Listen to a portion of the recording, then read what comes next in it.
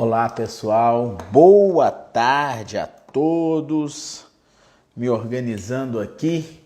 Bom dia, boa noite para quem vai entrar depois, não é verdade? Vou começar mais uma live de Direito do Trabalho e vou colocar aqui o nosso tema de hoje da nossa live, que é atestado médico nas relações de trabalho. E aqui eu vou acrescentar nesta nossa live, o professor, a live que a gente faz juntos. O professor está falando que eu estou sem áudio aqui. Tudo bem? Salve, salve, Rodrigo. Boa tarde, notáveis. Boa tarde, todo mundo. Já adicionei aí o Saulo e esperando ele entrar. Meus amigos, quando a gente fala em atestado médico, existe uma série, e eu digo uma série mesmo, obrigado, Dali, obrigado, meus grandes amigos.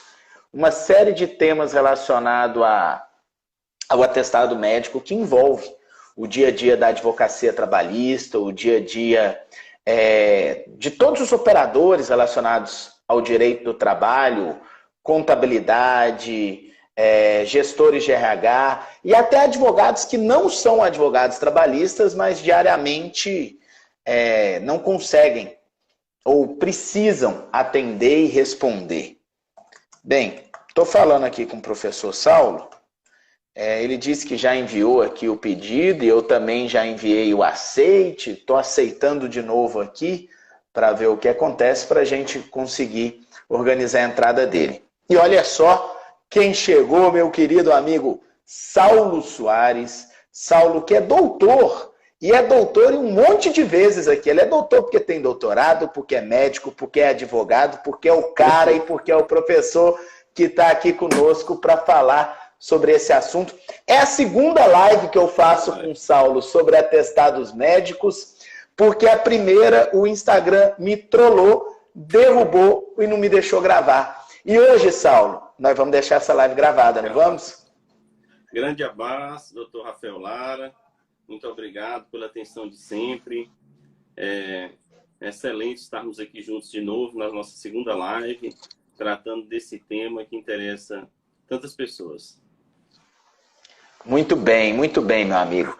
E já vamos começar para o que interessa, que é para falar sobre a validade dos atestados médicos, né? Para a gente já começar falando aqui do nosso tema principal. E olha que interessante, meu querido amigo Cláudio Dias, ele parece que adivinhava esse primeiro tema e ele já lançou aqui para a gente o seguinte: atestado médico seguro seria aquele de forma digital, com assinatura do médico, com certificação digital ICP Brasil do médico subscritor. E é uma realidade que se começa a enxergar, né, o Saulo, a assinatura digital, a assinatura eletrônica devidamente verificada do profissional da saúde, ali, o médico especificamente, que entrega um atestado. Afinal de contas, o atestado médico válido é só do médico e do cirurgião dentista, confere? Exato. A resolução do CFM 1658, lá de 2002, ela trata exatamente isso, que só vai ser válido para fins de comprovação de afastamento o atestado médico ou o atestado odontológico. E essa questão da validade dos atestados médicos, nesse período de pandemia, que foi regulada a telemedicina, a gente verificou que, digamos assim, aumentou o uso de atestados médicos de forma digital, facilitando a conferência. Agora o médico, com seu token, faz a assinatura digital, algumas vezes tem até o QR Code, mas é uma realidade que ainda é maior em hospitais privados, em consultas privadas. Lá na realidade do posto de saúde, do médico do PSF, ele ainda está utilizando os papéis do posto de saúde, usando o carimbo. A gente vê dificuldade, que tem lugar que não quer aceitar um atestado médico que não tem carimbo, né? Eu acho que a gente já viu isso. Um atestado médico não tem carimbo, eu não vou aceitar. Essa resolução que tratei, 1658, ela não exige que tenha carimbo. O médico pode substituir o carimbo pelo número do CRM e, se quiser também, se tiver o RQE, que é aquele registro de qualificação de especialista, especialista em clínica médica, em cirurgia geral, ele pode acrescentar. Mas o caminho para a comprovação, para ficar de maior autenticidade, realmente é vincular que os atestados tenham sempre o certificado digital. Mas não é obrigatório ainda, que seja exclusivo assim. Olha, e dica interessante que você deu, porque eu mesmo já recebi algumas perguntas, alguns questionamentos que vêm dos trabalhistas, né? E eu chamo de trabalhistas, professor, todo mundo que gira o mundo do direito do trabalho. Médico do trabalho, RH, contador, advogado, juiz, procurador, auditor fiscal, todos os trabalhistas. Né? A gente que vive esse mundo muito próprio. Mas eu tenho recebido muito, eu já recebi perguntas assim, chegou aqui um atestado que não tem um carimbo do médico, né? Então, isso é lenda, não precisa ter o carimbo. Se tiver aquele impresso com o nome e o CRM, igual a gente faz nas petições nossas, meu nome, meu ABGO embaixo, 22331, tá válido esse atestado. E eu digo mais, tanto para o atestado médico, até mesmo para um pedido de exame, para um receituário, a resolução 1658, ela faculta o médico inserir o carimbo ou não. A gente sabe que algumas vezes o médico está sem um carimbo naquele dia. E acontece, infelizmente, que eu já verifiquei, edital de concurso que exige um relatório médico para a pessoa se enquadrar na pessoa com deficiência. E exige lá o carimbo. Sem carimbo vai estar inválido. Então, apesar da norma determinar que não é necessário carimbo, se criou uma cultura no Brasil que não seria válido sem ele. Sendo que a gente sabe que não é, digamos assim, um indício de veracidade do carimbo. Porque são poucos os CRMs que têm controle de emissão de carimbos. Eu sei que no CRM de Minas Gerais tem um controle. É possível pedir por lá e no carimbo vai ter um número de controle. Que se você perder aquele carimbo em específico, você consegue dar uma baixa perante o CRM. Mas não são todas. O Explicando Direito está perguntando qual o número da resolução? 1658 de 2002. Falaram abaixo aí. É do Conselho Federal. Falaram CRM, né? CFM. Conselho Federal de Medicina. Professor, olha só, uma questão interessante que tem todos os dias também. Vez ou outra chega lá um atestado de outro profissional da saúde, né? Um atestado de um fisioterapeuta, um atestado de um psicólogo, um atestado de um profissional que não é médico e nem cirurgião dentista. Como que fica esse atestado médico para justificativa de ausência ao trabalho? Temos que deixar isso claro. Atestado médico não, né? Esse atestado para justificativa de ausência ao trabalho. Nesse quesito, eu vou me socorrer ao artigo 6º dessa resolução 1658. O que ela determina? Há somente os médicos e odontólogos, no estrito âmbito de sua profissão, é facultada a prerrogativa de fornecer atestado. E o parágrafo 1º ainda diz mais, que os médicos somente podem aceitar atestados para afastamento de atividades de quem é inscrito no CRM ou no Conselho Regional de Odontologia. Ou seja, não é desmerecendo de forma alguma as demais profissões, mas por uma questão da legalidade, a resolução estabelece que para fins de afastamento do trabalho, somente desses dois profissionais. E como é que fica se receber um atestado fisioterapeuta de outros profissionais? Aí cabe à empresa determinar se administrativamente vai aceitar ou não. Mas o médico é vinculado às resoluções do CFM. Então, da parte dele, não cabe ao médico homologar esse afastamento. Seria algo de forma administrativa, sem passar pelo médico do trabalho. Deliberalidade da empresa. Afinal, a empresa pode aceitar como justificativa de ausência um WhatsApp do próprio empregado. Não vou trabalhar hoje porque acordei passando mal. Se a empresa quer receber aquilo como justificativa de ausência, está resolvido. Né? Agora, vou trazer uma dica aqui para os nossos colegas que estão nos assistindo, sobre que eu falo sempre sobre esse atestado de comparecimento, não. O atestado de outros profissionais. Não é sempre que um atestado, por exemplo, de um psicólogo ou de um fisioterapeuta, não vai ser suficiente para justificar a ausência. Por que que não é sempre? Olha o exemplo que eu vou dar. De repente você tem lá uma indicação de um psiquiatra, um médico psiquiatra, em que aquela pessoa precisa se submeter a um tratamento com um psicólogo, a uma terapia, né? E aí o psicólogo vai atestar que tal dia e tal hora ele estava lá na clínica.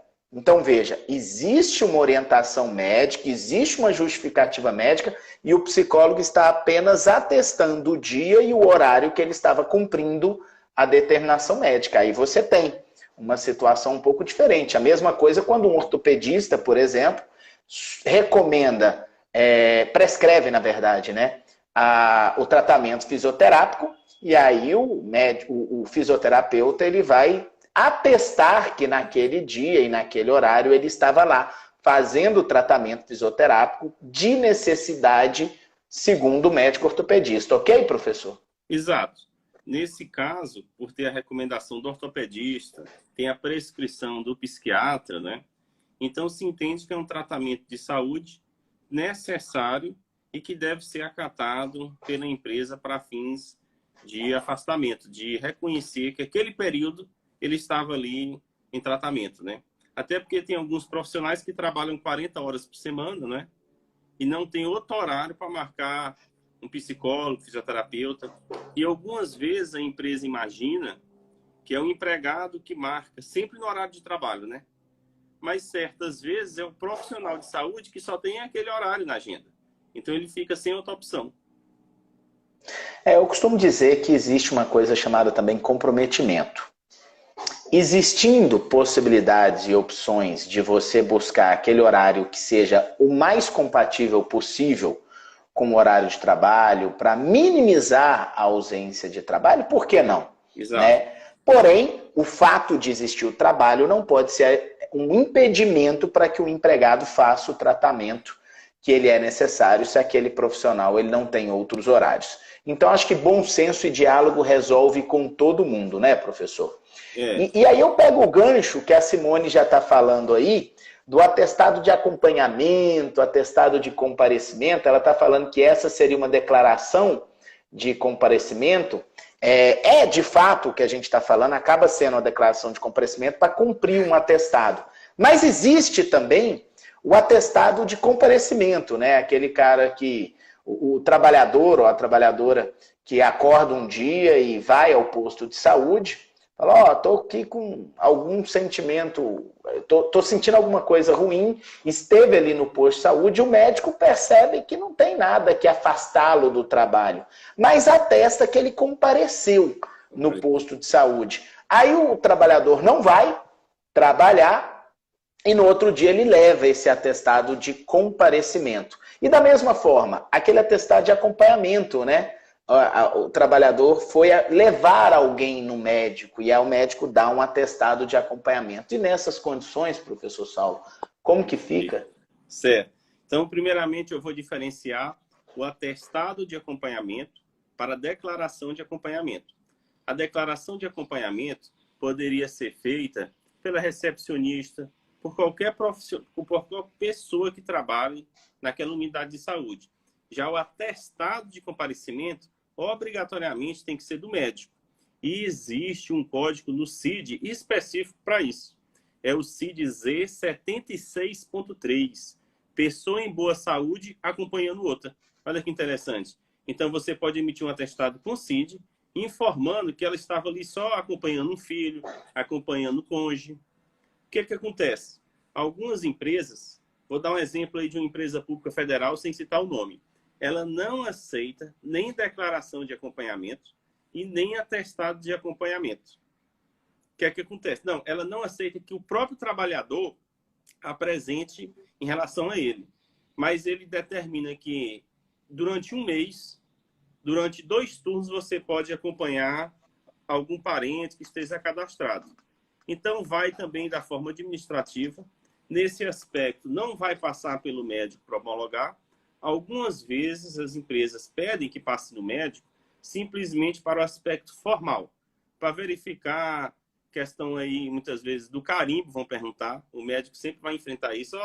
sempre o administrativo vai perguntar, essa declaração está sem carimbo, a gente está achando que o médico é especialista em outra área, é o que a gente pode até falar. Médico ginecologista pode atestar para homem, né?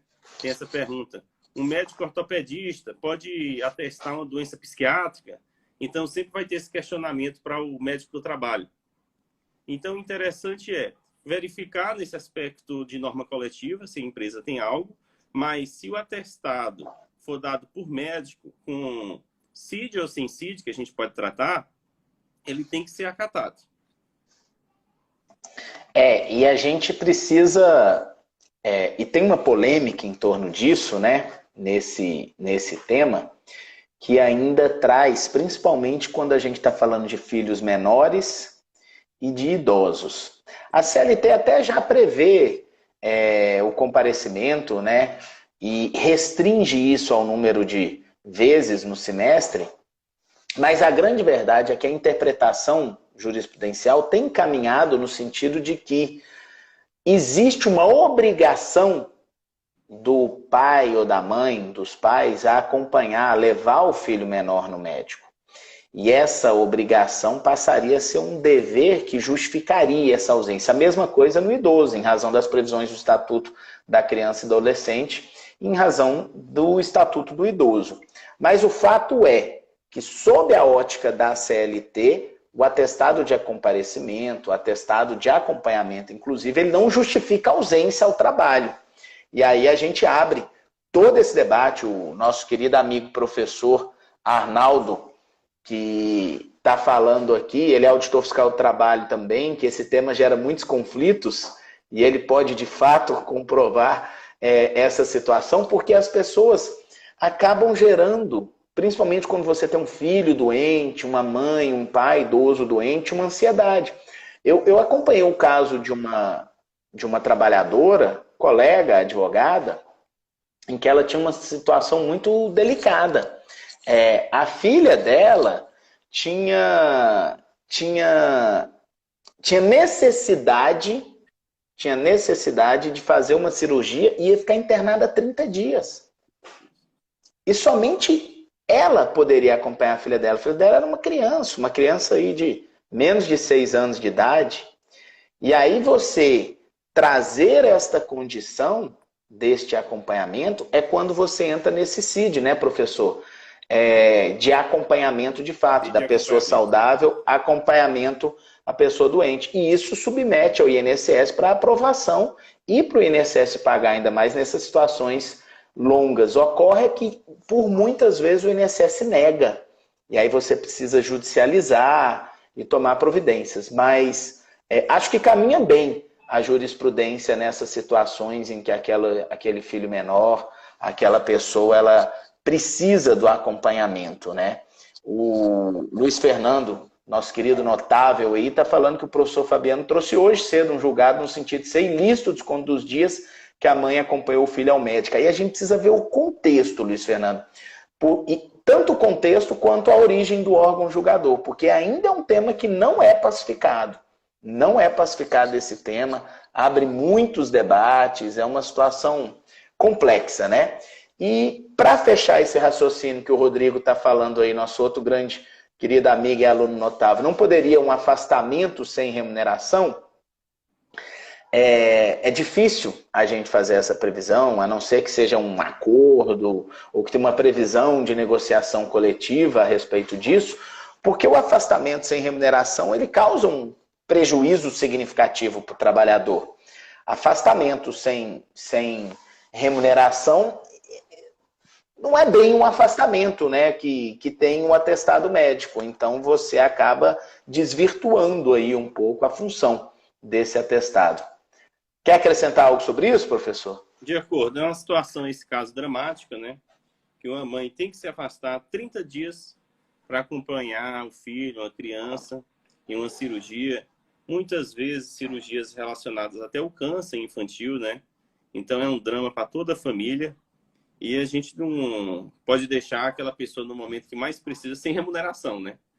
Tem que encaminhar para o INSS, mas infelizmente o INSS geralmente vai ter aquela visão que aquela segurada não vai estar incapaz e pode negar o auxílio por incapacidade temporária, e aí vai ter que partir para a judicialização nesse caso, né?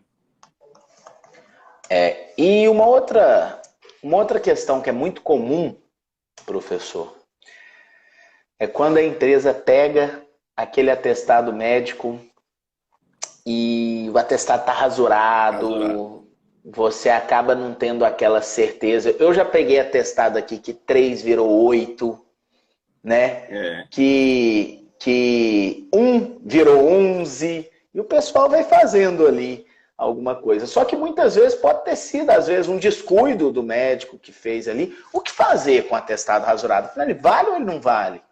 O que acontece? Realmente pode ter sido uma falha lá do médico, ou pode ter sido má fé do empregado tentando ludibriar a empresa e ludibriar também o médico do trabalho, no caso que for homologar, né? Vou me socorrer novamente à resolução.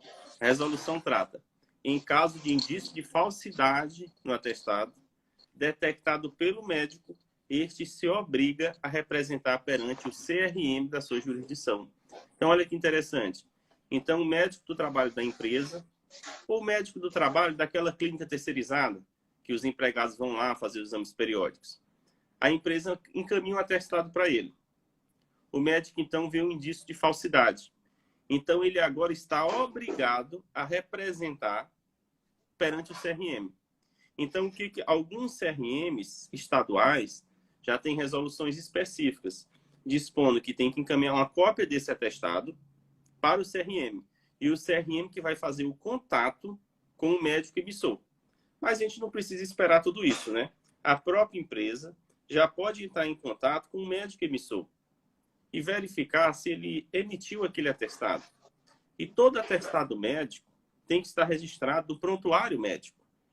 Então, a empresa entra em contato e ele vai verificar, até para uma defesa pessoal do médico, se ele emitiu aquele atestado médico daquela forma ou não. Então, essa situação, o que é que ocorre? O CFM diz que cabe ao médico entrar em contato com o CRM. Mas, vou dar o exemplo do CRM do Distrito Federal. O CRM do DF tem uma resolução. Ele diz que qualquer pessoa da empresa pode, perante o CRM, apresentar aquele atestado. Pode ser o funcionário do Recursos Humanos. Não vai ser obrigatório o médico. Porque sabemos que nem todas as empresas têm serviço de medicina do trabalho contratado, né? Então, tem que utilizar essa via. Entrar em contato direto com o médico e o médico se torna obrigado a representar perante o CRM. Não é fácil, não. São situações em que a gente acaba precisando ir adiante, mas o fato é, do ponto de vista trabalhista, se aquele atestado foi rasurado pelo trabalhador, justa causa, né, professor? Exatamente. Justa causa. Porque atestado falso, atestado rasurado, é o ápice da improbidade. Porque você precisa gozar de confiança. Exatamente, exatamente. E aí, a gente tem vários comentários, perguntas, pedidos. Eu quero dar uma sugestão. Quando vocês tiverem alguma pergunta para facilitar para a gente, faz igual o Rodrigo aqui, ó. Puxando a próxima pergunta, então. O CID não é obrigatório. Respeita-se a LGPD? Olha que maldade a pergunta do Rodrigo, hein? O Rodrigo é sempre muito bom. Agora, veja só. Deixa eu só dar um salve aqui para o meu querido amigo Beto Simonetti, nosso provável próximo presidente aí do Conselho Federal. As coisas estão trabalhando, temos outros colegas aí trabalhando, mas Beto está num trabalho muito grande lá em Brasília, agora vindo aí de uma geração de pessoas que têm representado a ordem. Mas olha só, primeira pergunta, vamos para a pergunta do Rodrigo por partes. O CID de fato não é obrigatório? Porque aí o Rodrigo já pega e fala, se não é obrigatório, respeita a LGPD? E aí, professor Saulo? Vamos lá. O que acontece? O CID é aquela classificação internacional de doenças e problemas de saúde criado pela OMS. Atualmente está na versão número 10, a gente usa CID 10, mas já está para sair do forno aí a CID 11. vai ter algumas mudanças nessa CID-11. Vai ser difícil até acostumar a falar, né? CID-11. Tudo a gente só fala CID-10, CID-10, CID-10, CID-10.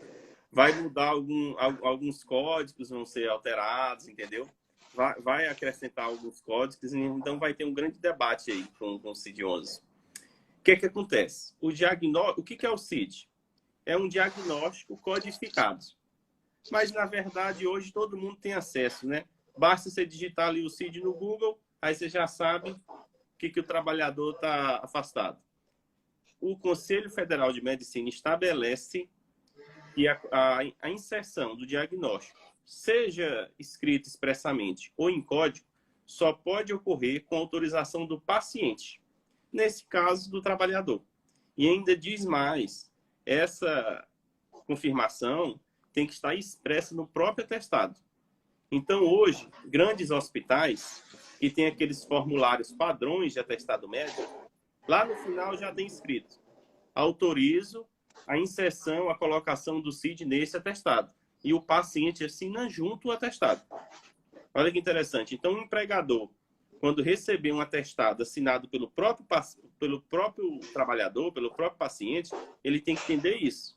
Então, o médico está proibido de inserir o CID sem essa autorização expressa, sendo passível de receber uma representação perante seu CRM.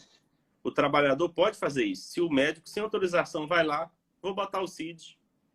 Ou ele pega e diz assim: eu posso botar o CID no seu atestado? Aí o paciente diz que sim, mas ele não tem a cautela de exigir assinatura no atestado, como exige a resolução. Então, a empresa não pode obrigar que tenha CID no atestado. Mas aí a gente vai para um outro ponto. E se tiver norma coletiva exigindo, hein?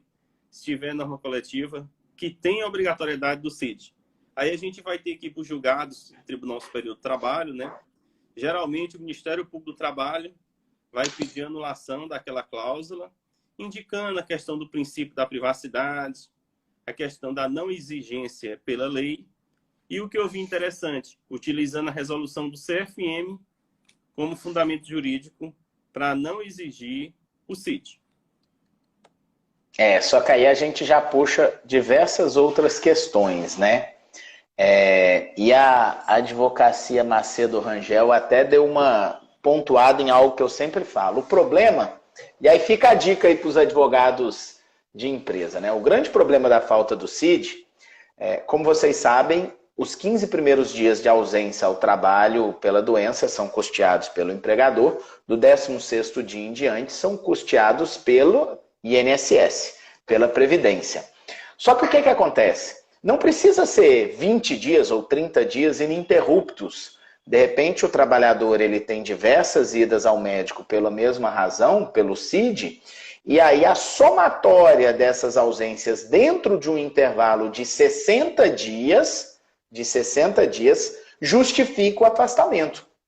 O problema é que o empregado traz lá 15 dias de atestado médico, e aí depois o empregado, no intervalo de tempo, 10 dias depois, ele traz mais 15 dias de atestado médico, ambos sem CID. E as empresas perguntam: o que fazer? E aí eu falo com muita tranquilidade para a empresa: você pega o segundo atestado médico, junto com o primeiro que não tem CID, e afasta ele para o INSS. Afinal de contas, você não tem condições de saber se é o mesmo CID ou não. Lá no INSS ele se explica. E se não for?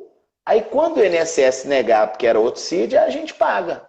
Afinal de contas, não dá para a gente poder assumir por parte do empregador uma presunção, e já que não pode nem questionar, nem exigir do empregado, você disse bem, ainda que tenha previsão na convenção coletiva, não se pode exigir desse trabalhador, mesmo por exigência de convenção coletiva, que se inclua. Mas essa é uma boa medida, né? Normalmente resolve, o trabalhador vai atrás do médico, autoriza, pede um CID e volta para colocar. Só que aí pegando o gancho, que eu acho que fica bem dentro desse assunto, para não fugir da pergunta que o Rodrigo fez aqui, que eu quero enfrentar sobre a LGPD, é o seguinte: isso envolve um pouco a questão do sigilo do atestado, né, Saulo? O sigilo, O que acontece? O atestado é sigiloso, tem um parecer do CFM que determina que o atestado não pode ser tratado como um mero documento administrativo. Então, um atestado é um documento que tem que ficar passando de mão em mão ali dentro dos recursos humanos. O melhor a se fazer é ter um procedimento de encaminhar diretamente, se a empresa tiver, ao médico do trabalho. Nesse caso que você tratou, eu faço exatamente assim. Como médico do trabalho, quando um paciente traz um atestado sem CID e outro sem CID dentro de 60 dias, eu encaminho para o INSS, porque eu não tenho como saber qual foi aquele afastamento. E uma participante aqui questionou, mas a empresa não consegue fazer um dossiê das doenças relacionadas ao trabalho, né? Quando não tem CID. Realmente prejudica. Mas eu já imaginando que poderia tratar isso, trouxe aqui a Convenção 161 da OIT. O que ela diz na Convenção 161 da OIT? Artigo 15. O pessoal que prestar serviços de saúde no trabalho não deverá ser instado pelo empregador no sentido de averiguar o fundamento ou a razão da falta ao serviço. Ou seja, a OIT, em uma norma que já é interna no Brasil, ela determina que o médico do trabalho não pode ser obrigado a exigir também as causas do afastamento. Então, o que é que acontece? Apesar de prejudicar realmente, né, a emissão desse dossiê, quais são as doenças mais relacionadas ao trabalho, o médico do trabalho, nesse outro ponto, tem essa garantia de não ter que exigir ali a causa do afastamento do trabalho. E aí eu quero pegar o gancho que com a Lei Geral de Proteção de Dados sequer seria necessidade dessa previsão da resolução que você trouxe para dizer dessa necessidade do sigilo, né? Afinal de contas, os dados médicos são o que chamamos na Lei Geral de Proteção de dados sensíveis. E a partir do momento que eles são dados sensíveis, a gente passa a ter um dever, ainda que tenha o dever de guarda, um dever de arquivamento e sigilo desse atestado médico para tratar isso. Então, sequer o WhatsApp passa a ser uma ferramenta segura de envio junto à LGPD do atestado médico. O que aparece normalmente, a gente percebe, e aí eu pego o gancho numa pergunta que alguém fez lá atrás, bastante interessante, é o seguinte: a pessoa não pode trabalhar por qualquer motivo, tem um atestado, e aí a empresa fica exigindo que envie imediatamente o atestado, né? Aí ela tira uma foto ali e manda para o WhatsApp do RH. E eu entendo o RH colocando isso, porque o RH precisa justificar, precisa alimentar o E-Social, as informações são em tempo real de fato. Só que a presunção é de que o atestado médico ele vai ser entregue quando o trabalhador retornar, né? E não quando o trabalhador está afastado. Afinal de contas, se eu estou afastado, como é que eu vou entregar aquele atestado médico? É uma situação complexa dentro da LGPD. E aí tem algumas convenções coletivas ou normativas internas que estabelecem prazos de apresentação do atestado médico, né? Por exemplo, olha, o empregado tem que apresentar o atestado em até 48 horas depois. E as pessoas me perguntam, e se não cumprir esse prazo de 48 horas? Aí primeiro eu trago duas reflexões. Primeiro, é 48 horas depois do início do atestado ou depois do final do atestado? Porque se é depois do início, eu já tenho um problema na origem. Porque eu não posso exigir que o empregado que não pode, eventualmente, uma situação em que ele não pode se deslocar, por exemplo, ele está internado. Como é que eu posso exigir que ele leve esse atestado? Não é compatível. Por outro lado, mesmo depois que ele retorna, esses 48 horas, se ele não apresentar o atestado nas 48 horas, eu vou deixar de pagar o atestado? Porque a convenção coletiva ou a norma interna fala que não pode? Não, eu não posso deixar de pagar o atestado. Eu não posso deixar de afastar o trabalhador e cumprir com a obrigação da empresa. Eu posso punir o trabalhador, porque ele descumpriu a norma de entrega do atestado. E aí eu puno um trabalhador porque, indisciplina, ele descumpre uma norma de exigência de uma apresentação de um documento. Mas deixar de dar ao atestado médico o tratamento que ele merece, justificando as ausências que ele teve, isso eu não posso fazer jamais, certo, professor? Exato. E a gente vê que as empresas, algumas insistem ainda, 48 horas para você apresentar o atestado, após a emissão do atestado, né? E faz o erro de esse é o caos. aceitar o atestado, né? E sobre essa questão do sigilo, eu vou contar um caso real que eu já vi. Uma advogada simplesmente inseriu o prontuário médico ocupacional do trabalhador nos autos do processo judicial, sem autorização do trabalhador. Não foi só o atestado, não. Não foi o atestado, foi o próprio prontuário. Foi lá, teve acesso, não sei de que forma, ao local de guarda dos prontuários, bateu uma foto pelos scanners e inseriu nos autos para utilizar contra o trabalhador, violando totalmente o sigilo. E a gente já analisando até do aspecto criminal, né? Num caso desse, você pegar um prontuário escondido e inserir sem autorização do paciente, né? Para você ver a dificuldade que ainda hoje a gente ainda tem nessa questão de verificar a necessidade da guarda do sigilo médico, do sigilo profissional, em relação a tudo que cabe na questão da saúde. A empresa tem a guarda do prontuário, isso é verdade. A empresa tem um prontuário médico ocupacional e ela tem a guarda. Ou a clínica terceirizada, mas o empregador não tem direito a acessar o conteúdo do prontuário médico ocupacional. Aquilo ali cabe somente aos profissionais da saúde. Não pode o dono da empresa chegar lá, me passe o prontuário médico ocupacional para verificar quais são as doenças que a pessoa tem, quais as comorbidades. Isso não é possível. Perfeito. E aí eu fiquei pensando aqui enquanto você estava falando. E aí chega um atestado e a empresa não acredita no atestado. Sei lá, desde alguma coisa mais grave, ou por exemplo, uma coisa que o pessoal duvida muito. Às vezes é um atestado de um médico que tem uma especialização em ginecologia para um homem, né? E aí a empresa já fica ali toda, mas é um absurdo, ele foi um ginecologista, né? Só que a empresa esquece que antes de ser ginecologista, o médico é um clínico geral, o médico ele tem condições de emitir um atestado para qualquer pessoa. O difícil é que vem lá num papel timbrado da clínica de ginecologia, assinado por um ginecologista, um atestado médico de um trabalhador, de um empregado. Aí a empresa fica desconfiada daquele atestado. Ou aquele atestado que emendou aquela semana que tinha um feriado, ou aquele atestado que o pessoal acaba desconfiando, né, que ele está inventando alguma desculpa para não poder trabalhar. O que você orienta a empresa a fazer, professor? Excelente. Dá saudações aqui que eu estou vendo que está nos acompanhando, doutor Aurélio Lobão. Grande abraço, nosso amigo aí. Então, fala, Aurelião. Nesse caso, a gente vai ter que diferenciar a veracidade do conteúdo para a autenticidade do atestado, né? Então, primeiro, é o conteúdo que a empresa está questionando ou é a própria autenticidade do atestado, que aquele atestado é falso?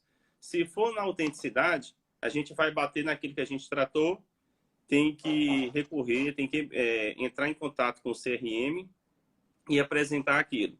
E se for em relação ao conteúdo, a empresa tem uma importante medida que pode realizar. Olha que interessante. Ela pode exigir a homologação do atestado médico. O que acontece? Todo atestado médico, conforme aquela hierarquia dos atestados médicos, da Lei 605 de 49, muito debatida, existe hierarquia de atestado médico, né? Mas lá está estabelecido. Na súmula 15 do Tribunal Superior do Trabalho, o médico do trabalho, hierarquicamente, ele é superior ao médico que emitiu o atestado, o médico assistencial. Então, ele pode chamar o trabalhador e verificar quais foram as condições e homologar ou não aquele atestado. Aí quem está nos ouvindo pode questionar, mas existe legalmente essa previsão? Eu digo existe. O Conselho Federal de Medicina, na resolução 2183 de 2018, ele estabelece que o médico do trabalho tem um direito de homologar o atestado médico. E o que é que ele pode fazer? Ele pode tanto cortar os dias, pode cortar totalmente aquele atestado, pode diminuir parcialmente, ou ele pode até aumentar o prazo de atestado médico. Então, por isso que é importante a empresa ter essa assessoria com o médico do trabalho para evitar essas possíveis falhas, né? Perfeito, perfeito. E, professor, Para não deixar de falar, tô olhando aqui, já foram 41 minutos, nossa live está 30 minutos. quase acabando, tem muita coisa para a gente falar, mas para a gente não deixar de falar do atestado da moda.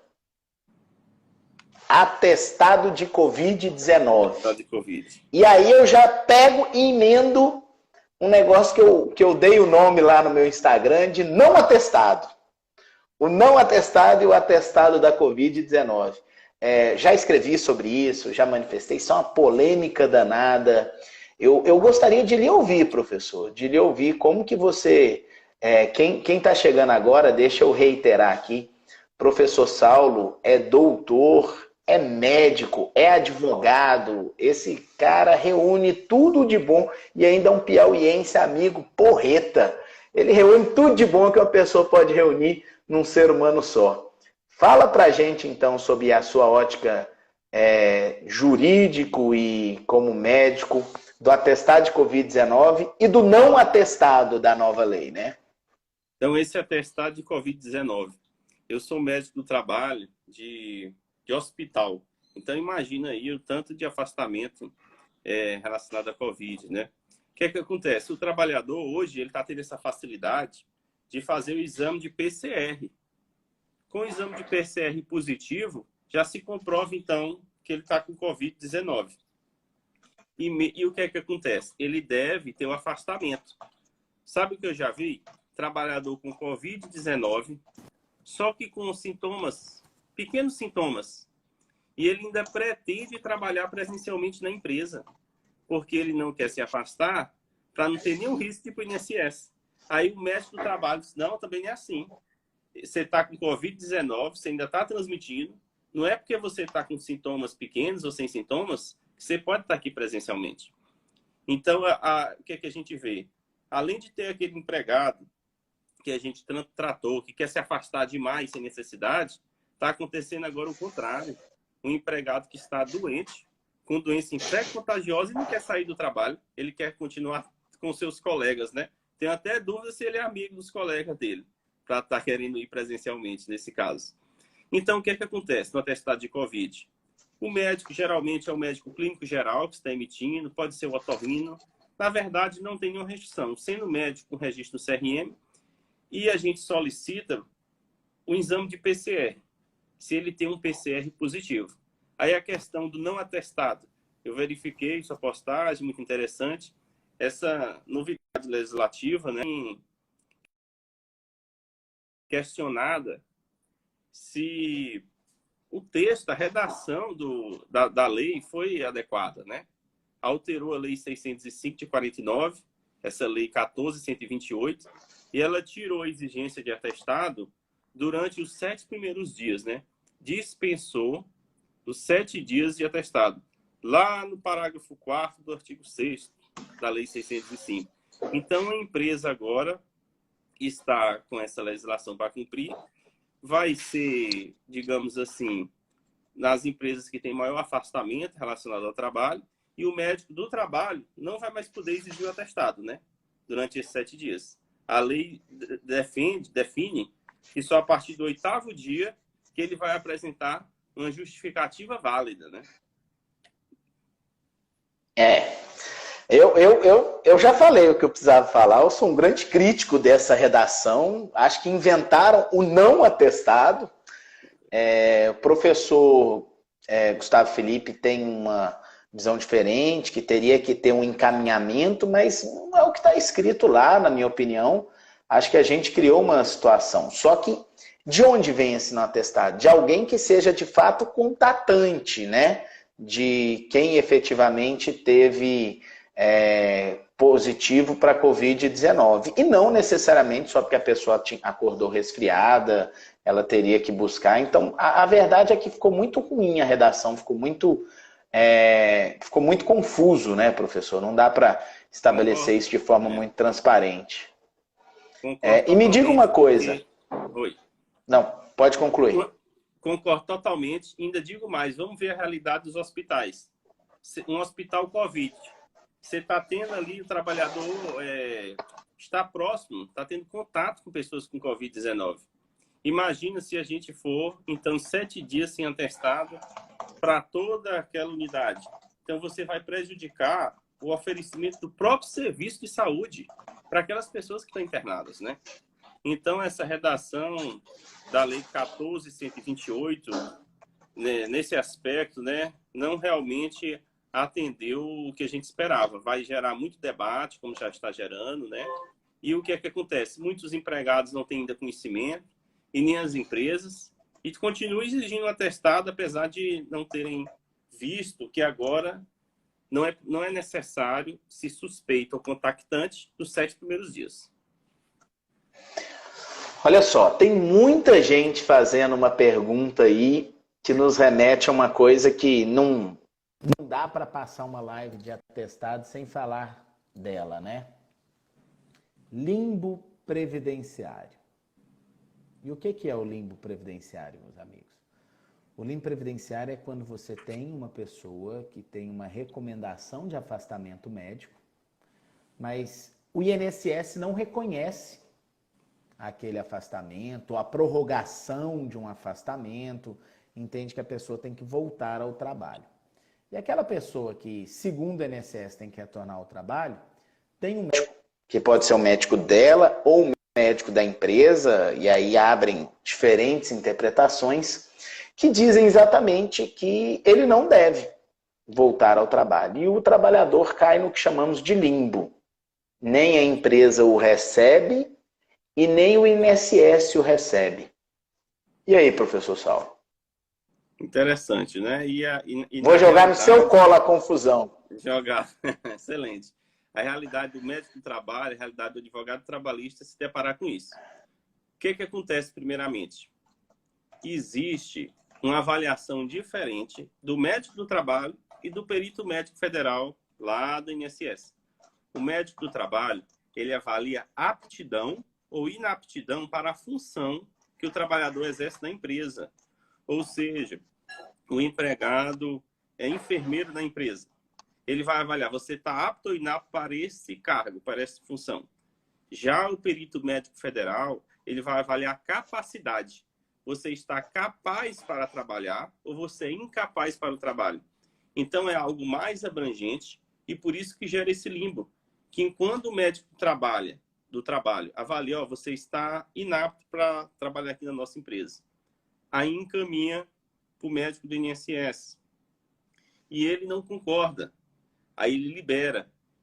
Então, o empregado fica sem receber o benefício previdenciário do atual auxílio por incapacidade temporária, antigo auxílio-doença, e fica também sem sua remuneração perante a empresa.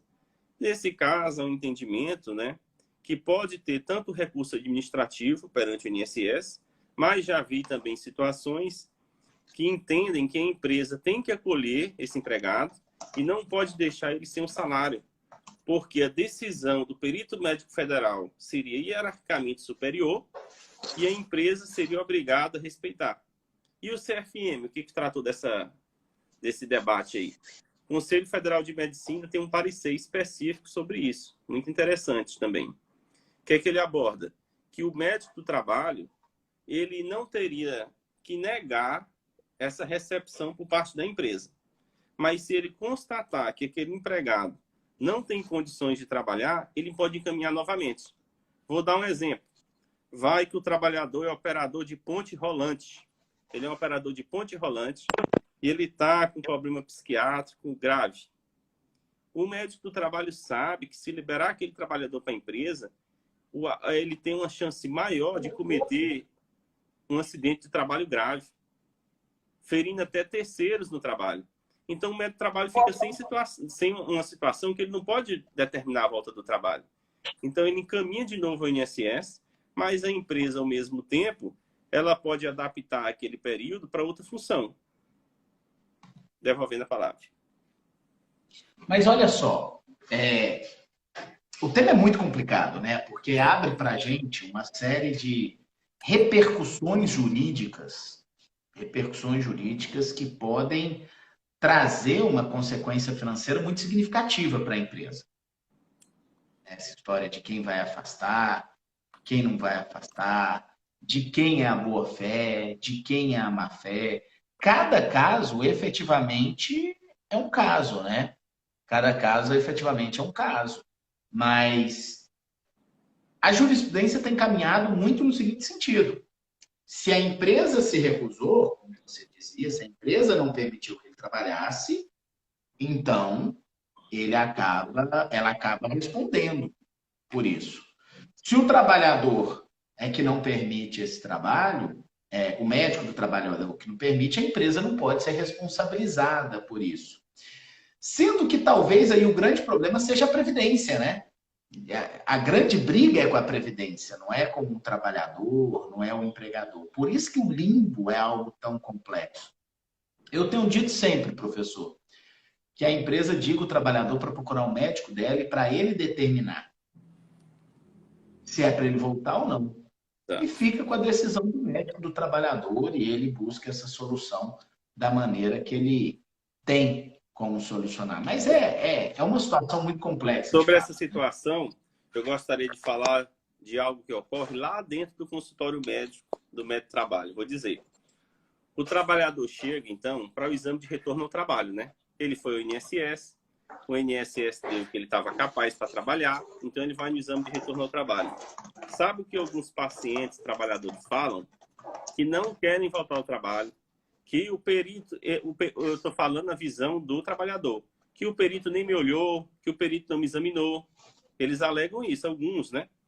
Então, ele disse, eu não tenho condições de voltar ao trabalho. Se eu voltar ao trabalho, doutor, o senhor será responsabilizado se acontecer alguma coisa aqui. Então, muitas vezes, o médico de trabalho, muitas vezes, até se intimida. E ele, então, encaminha de novo ao INSS. Mas sabe o que pode ocorrer? Depois ele vai e diz, não, esse médico do trabalho não me aceitou voltar ao trabalho.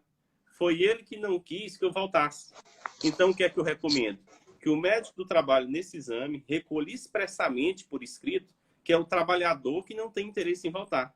Para evitar que, depois que ele saia do consultório, mude o que falou e diga que foi o médico que está impedindo ele de trabalhar. É importante recolher a visão do próprio trabalhador de não querer retornar, que isso acontece muito na prática. Eles não aceitam voltar e alegam que é o médico que está proibindo. Obviamente que a decisão técnica é do médico, né? A decisão técnica é do médico, ele tem que se responsabilizar por aquilo. Mas é importante também recolher expressamente em prontuário o que está acontecendo para futuramente, em possível processo judicial, até processo administrativo, ter esse meio de prova por parte do médico do trabalho e da empresa também, né? Concordo com você, são 5h54. Para terminar a nossa live, eu lembrei de uma pergunta aqui que não pode faltar. Atestado de cirurgia plástica, cirurgia estética, reparadora, vale ou não vale? A empregada pode ir lá e falar, vou fazer uma cirurgia estética, ou o empregado, vou fazer uma cirurgia estética e vou ficar 30 dias sem trabalhar. E aí? Olha que situação. Vou de novo buscar o parecer do CFM, parecer do Conselho Federal de Medicina, número 46 de 2017. Vai tratar exatamente disso. Emitido pela amiga conselheira Rosilane, amiga nossa, presidente da ANANT. O que ela estabelece? Que o trabalhador, o paciente, fez uma cirurgia plástica, estética ou reparadora. Algumas empresas só aceitam um atestado para fins de afastamento se for uma cirurgia reparadora. Já a cirurgia estética não aceita. Mas olha o que essa parecer fala. Que aquela lesão é uma ferida, né? É uma ferida. Não independe se foi de estética ou de reparadora. Aquela pessoa vai ter uma ferida que vai ser necessário afastamento. Então, o que ela determina? Que cabe ao médico do trabalho, se chegar para ele acatar aquele atestado mesmo em caso de cirurgia estética. Mesmo em caso de cirurgia estética. Porque justifica um afastamento naquele período. Mas também como que é a prática, né? As empresas, na realidade, não aceitam, né? E aquilo ali não é nem encaminhado ao médico. Pela própria gestão de pessoas, pelo próprio recursos humanos, já barra aquele atestado estético. Eu vejo que acontece isso. Mas se o médico tomar conhecimento, esse parecer determina que o médico não pode ficar fixo se é estético ou reparador. Ele tem que avaliar uma coisa. Aquela pessoa está afastada ou não, né?